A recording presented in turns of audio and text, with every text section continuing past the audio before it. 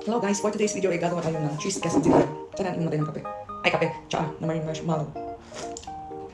Nag-create kasi ako ng quesadilla guys. So, Nanny, gawa tamang quesadilla. Of course, tortilla wrapper.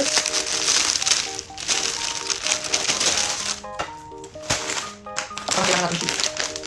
May cheddar and of course, mozzarella. Ang friendly kompleto ang ating cheese quesadilla. Oh, wala, mozzarella. Lagyan natin siya ng nilipit na cheese. Tutupin muna natin. Off ko pala ngayon guys. Guys, may nang kwento sa inyo. Kasi yung mga friends ko, family, nagtatanong ano daw work ko dito. Siyempre, nagpapakatuo tayo sa kitchen. Ano daw work ko sa kitchen? Ano bang trabaho ng mga nasa kitchen? Di ba nagluluto? Nanong nila ako, marunong ba daw ako magluto? Diba? Napunta pa ako dun kung hindi ako marunong magluto. Lahat sila ganyan yung tanong, pati yung lalaki kahapon yung nasa kapitbahay namin, ano ba daw yung trabaho? Nagluluto. Tinanong ba naman ako kung marunong ba daw ako magluto? Bakit? Kasi yung kinakasama ko post ng post na nagluluto niya, ako pa nilang kukain. Alam mo, napanglutuin ko, masyado kong nagluluto. Nagpapaka sila sa akin bakit daw ako nasa kitchen. Ano tingin mo sa akin? Tamad? Hello? Guys, kayo, parang mga friends ko dyan sa Poland.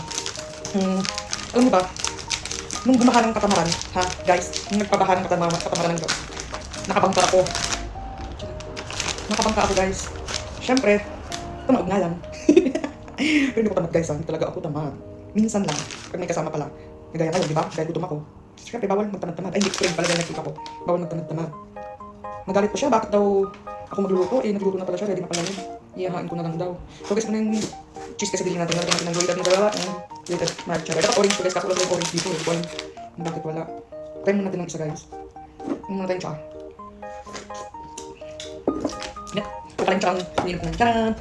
Hindi pala ako sa tsaa guys, kasi nahilig ako sa tsaa. Nung mga time na nasa Poland ako ng winter, nakaka-apat na tsaa ako. Yung isang box, 3 araw lang sa akin. 20 pieces naman nun, pero nakaka-ilang piraso sa isang araw. Masarap kasi may flavor.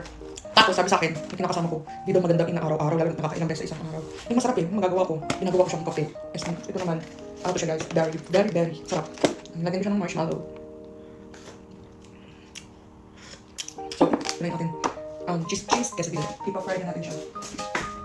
Naganda natin siya ng fry.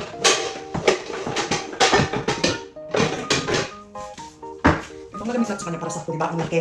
Mas malaki pa sa pagmumukha ko. Yes. So, ayun na. Pag niluto na to, babalikan ko ng lasa. Bye! Ayan na siya. Ayan na po siya, guys. Ipiplit lang natin siya ng magkabilaan para pareho silang maluto. Diba? Ganyan po siya.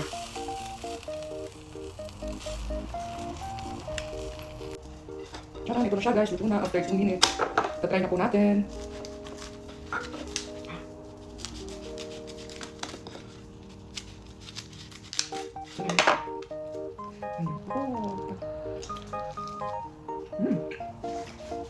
Mas maganda pag binasawan. Ano dapat? Yung mayo na may garlic at saka salsa. Yung kamatis. Sarap guys. Pwedeng satisfy. Bye!